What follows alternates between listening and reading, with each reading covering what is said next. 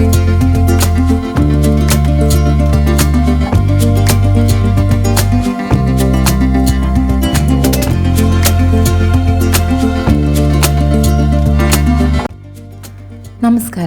ഗാർഡനിക്ക ഹോമിലേക്ക് എല്ലാ കൂട്ടുകാർക്കും സ്വാഗതം. ഇന്ന് നമുക്ക് കാറ്റ്ക്ലോസിനെ കുറിച്ച് കൂടുതൽ അറിയാം. ഒരു 6-7 വർഷം മുന്നേ അത്ര ഫെമിലിയർ അല്ലായിരുന്നു ഈ കാറ്റ്ക്ലോസ്. പക്ഷേ ഇപ്പം മിക്ക വീടുകളിലും നമുക്ക് ഈ ചെടിയെ കാണാം. ഇതിൻ്റെ ഇലകൾക്കും പൂക്കൾക്കും ഒരു പ്രത്യേക ഭംഗി തന്നെയാണ്. ഇതിൻ്റെ പൂക്കൾക്ക് മഞ്ഞ കളറാണ്. പൂക്കളായിക്കഴിഞ്ഞാൽ ഇലകൾ കാണാത്ത വിധം നിറയെ പൂക്കളായിരിക്കും. നല്ല സൂര്യപ്രകാശം അത്യാവശ്യമാണ് ഈ ചെടിക്ക്.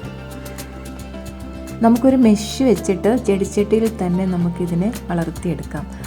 അങ്ങനെയാകുമ്പോൾ അധികം പടർന്നു പോകില്ല. പക്ഷേ നമുക്കിതിനെ ഒരു ഫെൻസ് പോലെ നമുക്കിതിനെ പടർത്തി വിടാവുന്നതാണ്. നല്ല ഭംഗിയാണ് അപ്പോൾ കാണാൻ.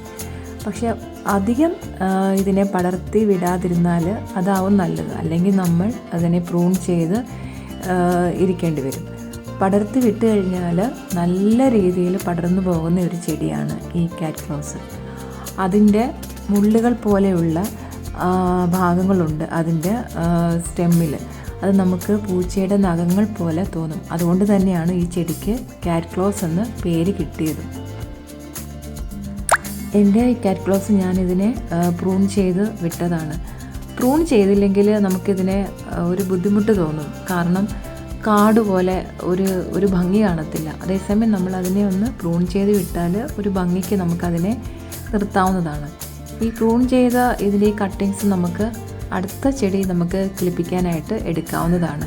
അതിൻ്റെ ഒരു 6 ഇഞ്ച് നീളത്തിൽ നമുക്ക് കട്ടിങ്സ് എടുത്തിട്ട് മണ്ണിലോ വെള്ളത്തിലോ ഇട്ട് നമുക്കതിനെ വേര് പിടിപ്പിക്കാവുന്നതാണ്. അതിനെ പ്രൊപ്പഗേറ്റ് ചെയ്യാൻ 6 ഇഞ്ച് നീളം വേണമെന്നൊന്നുമില്ല. ഒരു 3 ഇഞ്ച് നീളത്തിലുമൊക്കെ നമുക്ക് അതിൻ്റെ കട്ടിങ്സിനെ നമുക്ക് എടുക്കാവുന്നതാണ്. പിന്നെ സാധാരണ ചെടികൾക്ക് കൊടുക്കുന്നത് പോലെയുള്ള വളങ്ങൾ മതി. ചാണകപ്പൊടിയും എല്ലുപൊടിയും ഒക്കെ നമുക്ക് ഇട്ട് കൊടുക്കാം. പിന്നെ നമ്മൾ കൊക്കോപീറ്റും ഗാർഡൻ സോയിലും എല്ലാം ചേർത്ത് നല്ല ഡ്രെയിനേജ് ഉള്ള പോട്ടിൽ വെച്ച് നമുക്കിതിനെ നടാവുന്നതാണ്.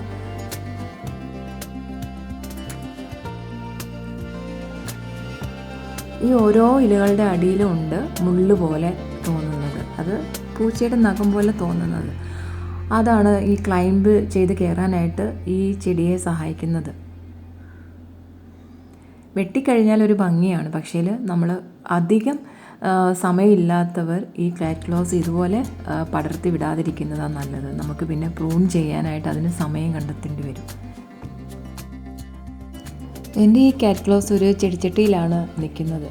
അവിടുന്ന് ഇതിനെ ഞാൻ മതിലിലോട്ട് പടർത്തി വിട്ടതാണ്. ചിലർക്കൊക്കെ ഒരു സംശയമുണ്ട് ഈ കാറ്റ്ക്ലോസിൽ പാമ്പോ അങ്ങനെയൊക്കെ കയറിയിരിക്കുമെന്ന്. ഇതുവരെ എനിക്ക് അങ്ങനെ ഒരു അനുഭവം ഉണ്ടായിട്ടില്ല. പിന്നെ ഒരുപാട് കാട് പോലെ ആകാതെ നമ്മളതിനെ കട്ട് ചെയ്ത് നിർത്തുന്നതായിരിക്കും നല്ലത്. ഇതുപോലെ പടർന്ന് കയറിയ കാറ്റ്ക്ലോസ് നമ്മൾ പ്രൂൺ ചെയ്യുമ്പോൾ അതിൻ്റെ മെയിൻ സ്റ്റെം കട്ട് ചെയ്യാതെ സൂക്ഷിക്കണം. അങ്ങനെ മെയിൻ സ്റ്റെം കട്ട് ചെയ്താൽ ആ ചെടി മൊത്തവും കരിഞ്ഞു പോകും. എൻ്റെ ഈ ചെറിയ വീഡിയോ ഇഷ്ടപ്പെട്ടാൽ ലൈക്ക് തരാനും അതുപോലെ ഇതുവരെ എൻ്റെ ചാനൽ സബ്സ്ക്രൈബ് ചെയ്യാത്ത ഫ്രണ്ട്സ് ഉണ്ടെങ്കിൽ സബ്സ്ക്രൈബ് ചെയ്ത് സപ്പോർട്ട് ചെയ്യുക.